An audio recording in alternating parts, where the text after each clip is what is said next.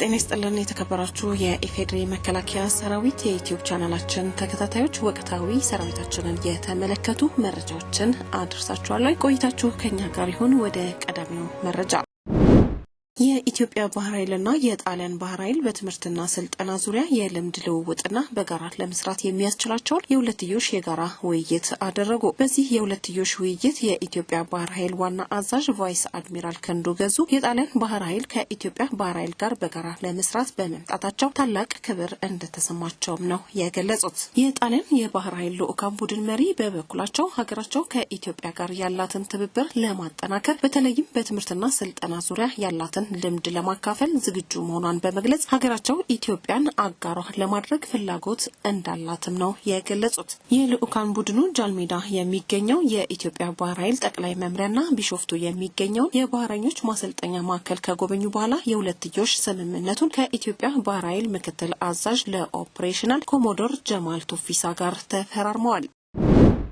የካናዳው ዳሊር የህፃናት የሰላምና የደህንነት ኢንስቲትዩት ለምስራቅ አፍሪካ ተጠንቀቅ ኃይል አባላት ስልጠና እየሰጠ ነው። በአዲስ አበባ የምስራቅ አፍሪካ ተጠንቀቅ ኃይል የሎጂስቲክ ቤዝ ማሰልጠኛ ማዕከል ለተከታታይ ቀናት የሚሰጠው ስልጠና የተጠንቀቅ ኃይሉ የጦር አዛዥ፣ ምክትል የጦር አዛዥ፣ የሎጂስቲክ ቤዝ ማሰልጠኛ ማዕከል አዛዥ፣ ከየአባል ሀገራቱ የተጧጡ ተሳታፊዎች፣ የዳሊር ኢንስቲትዩት ፕሮጀክት ዳይሬክተርና ከፍተኛ የስራ ኃላፊዎች በተገኙበት የመክፈቻ ስነስርዓትም አድርጓል። የዳሊር ኢንስቲትዩት ፕሮጀክት ዳይሬክተርና በአፍሪካ የልህቀት ማዕከል ምክትል ፕሬዝዳንት አርሴን ሙከንዲ ሺድሙ ራዕያችን ልጆች የሰላምና የደህንነት ማዕከል የሆኑበት ዓለም ተፈጥሮ ማየት ነው ብለዋል። ከጦር መሳሪያ ጥቃት መከላከል በሚል ርዕስ ለተከታታይ ቀናት የሚሰጥ ስልጠና ስለመሆኑም ነው የተናገሩት። የዚህ ስልጠና ዋና ዓላማ በጦርነት ወቅት በልጆች ላይ የሚፈጸሙ ከባድ ጥሰቶችን ለመከላከል የሚያስችል ብሔራዊ ስርዓተ ትምህርት በማዘጋጀት ስልጠና በመስጠት የዶክትሪን መመሪያና ድጋፍ በመስጠት የደህንነት ዘርፉን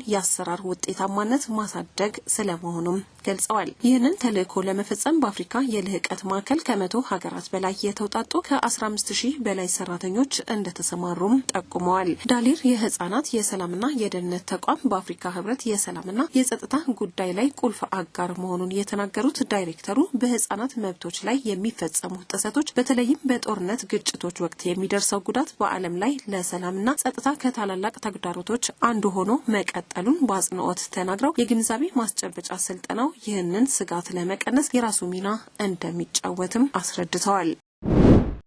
የመከላከያ ሎጂስቲክስ ዋና መምሪያ ለሙዳይ በጎ አድራጎት ማህበር ድጋፍ አደረገ። የመከላከያ ሎጂስቲክ ዋና መምሪያ በዓለም አቀፍ ደረጃ ለ36ኛ ጊዜ በሀገራችን ለ20ኛ ጊዜ የሚከበረውን የህፃናት ቀን በማስመልከት ለሙዳይ በጎ አድራጎት ማህበር የምግብና ቁሳቁስ ነው ድጋፍ ያደረገው። በመርሃ ግብሩ ላይ የተገኙት የመከላከያ ሎጂስቲክ ፋይናንስ ስራ አመራር ዳይሬክተር ብርጋዴር ጀነራል ሙስጠፋ መሐመድ እንደ ሀገር ለህፃናት ልዩ ትኩረት ተሰጥቶ እየተሰራበት እንደሆነ የጠቆሙ ሲሆን ተቋማችን ለህፃናት ደህንነት እንዲሁም እንክብካቤ በማድረግ የነገዋን ኢትዮጵያ የሚረከቡና አጽንተው የሚያስቀጥሉ አዲስ ትውልድን በመጠበቅ ሞራላዊ ኃላፊነቱን እየተወጣ ይገኛልም ብለዋል። የሙዳይ በጎ አድራጎት ማህበር ምክትል ኃላፊ አቶ ኃይሉ በየነ በበኩላቸው መከላከያችን ካለው ላይ በማካፈል እውነተኛውን የኢትዮጵያዊነት ትርጉም አሳይቶናል ያሉ ሲሆን ይህንን መልካም አርአያ በመድገም ሌሎች ደጋግ ኢትዮጵያውያን ለበጎ አድራጎት ማህበሩ እጃቸውን እንዲዘረጉም ጥሪያቸውን አቅርበዋል። የሙዳይ በጎ አድራጎት ማህበር በአዲስ አበባ ከተማ የካ ክፍለ ከተማ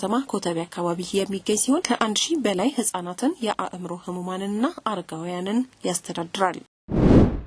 የኢፌድሪ መከላከያ ሰራዊት የዩቲዩብ ቻናላችን ተከታታዮች ወቅታዊ መረጃዎቻችን የተከታተላችሁት ነበረ። አብራችሁን ስለነበራችሁ እናመሰግናለን። በያላችሁበት መልካም ቀን ይሁንላችሁ።